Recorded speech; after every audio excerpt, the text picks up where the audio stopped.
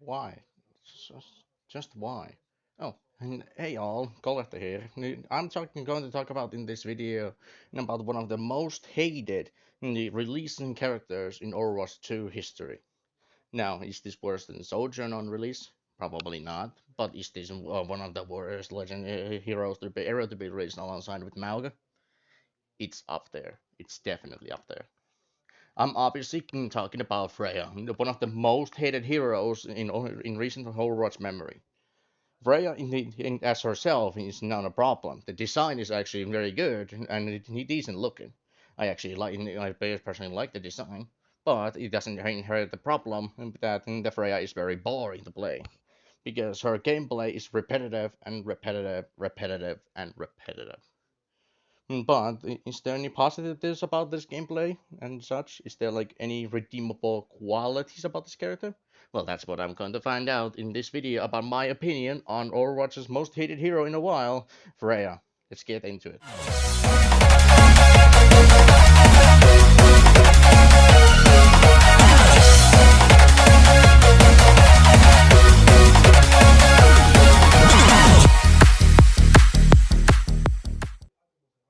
Now, before anybody attacks me about Freya and such and says that, but the Sunburst need more annoying than Freya. I get it. Everybody has opinion, but in this situation, I have to disagree that the Sombra is way more annoying than Freya. Freya is just very badly designed hero. On the surface, she seems fine, but if she was given more abilities than just jump, dashes, and explosive bolts, which for some reason deals even more damage than current day Soldier's railgun. As we all know, George's shot of the railgun on Soldier used to one-shot everybody almost instantly all the time, even without the mercy pocket. But nowadays, you need a mercy pocket to make Soldier again oppressive and get that season one villain once again. But Freya, she doesn't even need a mercy pocket to reach that damage. She has explosive bolts which she can use while in the air or in the ground. But the worst issue is obviously that you can almost spam those moves constantly as long as you're in the air and use the dash to replenish it. Now, obviously the most biggest issue what we can come to this is that Freya's design on its own is fine. It's nothing too great like reworked Overwatch 1 heroes to Overwatch 2 design heroes. Repowers. But obviously most of them succeeded what they were supposed to do. They were supposed to modernize the characters. Freya feels like she belonged to the Overwatch 1, which obviously makes more sense when you think about the lore that she used to be with the Overwatch. Which, by the way, game spanks us with constant reminder that she this used to be with Overwatch. She used to be with Overwatch with the constant interactions with the other Overwatch members, and she is being a dick about it, or should I say, even an asshole. She says that the world doesn't need Overwatch and blah blah blah like everybody else and blah blah blah blah. But she takes a step further and a step further by being more annoying. But you're not here for a lore. You're here about my opinion on Freya and why she is one of the worst designed heroes in the game. Let's take another hero but was badly designed, but the people eventually got used to it, but it took a while. Mauga. Mauga is one of the obviously most annoying heroes in the game for obvious reasons. He used to terrorize the meta for a long time when he was released, especially when it was so bad situation that the people left the comp games to buy the battle pass to then come back to the comp game to play Mauga if they didn't grind already the battle pass to the level 45, which used to be, by the way, the hero unlock if you didn't buy the Brainium to get the hero instantly. But now that the system was changed, and so obviously now there's a legendary loot box instead. But why am I comparing Mauga to Freya? Well, because Mauga was also very badly designed. In a context, a headscan tank sounds fine, but in a Mauga situation, it's not. You can like burn people alive with his one of his chain guns, and then do critical damage with the other one. So you can see where this disaster is going when you combine the both. Really, the only way to counter this hero back in the day was using the Anna's anti-nade, and that worked also barely. One of the best counters for Mauga back in the day was obviously Diva and Zarya, but the shield tanks were obviously melting way too easily. If combine those burn effects with the Ash's dynamite and Torbjorn's molten core, and Mauga was already very badly designed. Obviously, Mauga then got later on heavily nerfed, and right now he's just okay, even though he got recently buffed in the new season. But the Freya, this hero is very badly designed.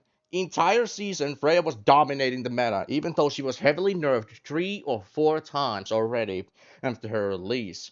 And this is where we can come into the issue. She's way too mobile.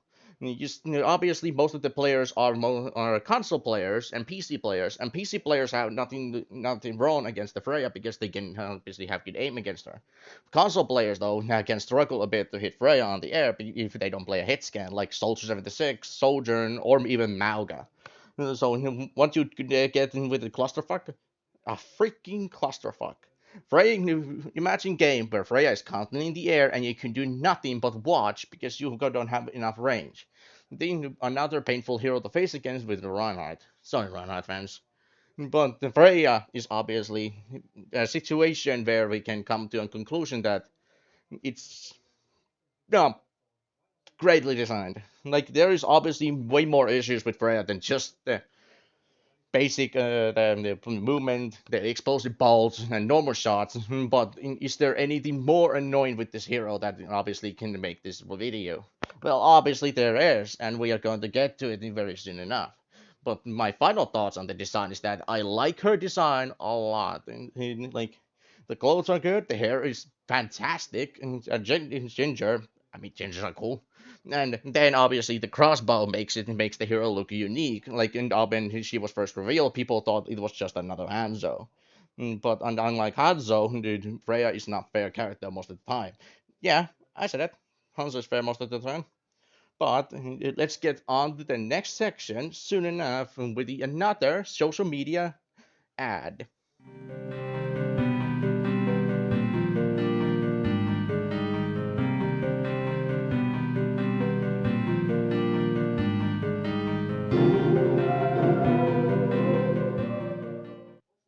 Now, what makes Freya more annoying than what she is already? Well, there's an obvious answer: Mercy. As we all know, Mercy makes almost every single damage hero annoying to face, like Sojourn, and with her damage boost. But with Freya, that obviously rises to the maximum because then she has a one-shot potential with a single explosive bolt, and feel following these shots with her normally. But is this a bad thing? Yeah, obviously it is. Freya already deals lots of damage, so if we add in the damage boost, it's going to be a fucking nightmare to face this hero, as if it wasn't already. And so why do you wonder Freya is one of the most banned heroes in the competitive right now? Yeah, that's for that. That's the reason. Because she exists. But is there any positive sides about facing Freya? Well, there is actually few in my opinion. The first reason is that despite Freya being one of the most annoying bitches in the game by complaining every time asking about returning to Overwatch, she actually has some wholesome interactions, and she gets obviously roasted by Ramacha in few interactions. But what I mean by wholesome, there's only like one about Stout. Well, Lucio asks her favorite animal. She responds stoats, which is obviously one of the animals in the forest in the snow. But is there any other positives about Freya? Nope, that's it. Like I said, the design is like one of the only things what I like about this hero. But I also that's another one. I also like the ultimate, the bowler shot, because it's unique or kind of unique ultimate. You cannot like just use it instantly and expect kills, and like most of the other DPS ultimates sometimes, like Cassidy's Deadeye and Reaper's Dead Blossom, but those obviously are a bit outdated into the current Overwatch and that they can't easily counter. Freya's ultimate is obviously like, capturing enemies to a single spot, and then you can just spam explosive shots if possible if there's no shield tank to block everything. Again, poor Reinhardt players. But then what are the best counters for Freya to keep her down? Well, there's like few heroes that comes instantly into mind, so let's talk about them instantly on this video. Widowmaker and Ashe. Both of the snipers are very good against the Freya because they are head scans and they can shot the Freya out of the sky if possible, like very quickly. But if not, then well, you can be screwed over quickly by Freya. But if you can hit your shots as a Widowmaker and Ashe, you can take down Freya pretty easily. Another hero which can obviously take down Freya is a bit controversial, but in my opinion, it's Sombra. Sombra it has obviously her hack and EMP to disable her abilities for a bit. So combine that to Freya, and Freya will be more easily dead. And with the obviously with the other hitscan heroes like the Baptiste, Zenyatta, and such, and keeping her down with their hitscan abilities. Well, I think Zenyatta's projectile, but whatever. The point is that there's obviously counters for Freya, but they are not that easy to pull off. Like the Mauga, Mauga Souls of Heroes. But if I am not mistaken, back when Juno was released, they promised to not make any hyper movement characters anymore for a bit. Sure, they kept their promise with Hazard, but they instantly then broke it with Freya. Again, if I'm mistaken, then I'm mistaken. I apologize about fake news and such. But still, I'm very disappointed that the fact like that we got one hyper movement character, Juno, which I kind of like. Hazard, then came Hazard, which is kind of a movement character, but not that movement character like something like a Juno, which I liked also. Hazard is healthy for the game. I said it. Hazard is not that annoying. But then we have Freya, which is obviously the bitch of the game. Freya will be like on the air, like this is my match, and you will not have fun. Now, obviously, everybody would argue again about the Sombra, but again, Sombra is easy to counter with any character. But obviously, when we are to hear about Freya, not Sombra. I will make a separate video about Sombra and why she's not that annoying. But the last thing about Freya, what I want to mention is that despite all of these annoyances, negatives, and some few positives here and there, I think players will get used to the Freya eventually. Right now, she's still fresh hero, and obviously people are still struggling to play against her. So if we just give people time, they will easily counter Freya, and then Freya's hype will die down, and probably she will still get nerfed and here buffs here and there to keep her up in the meta.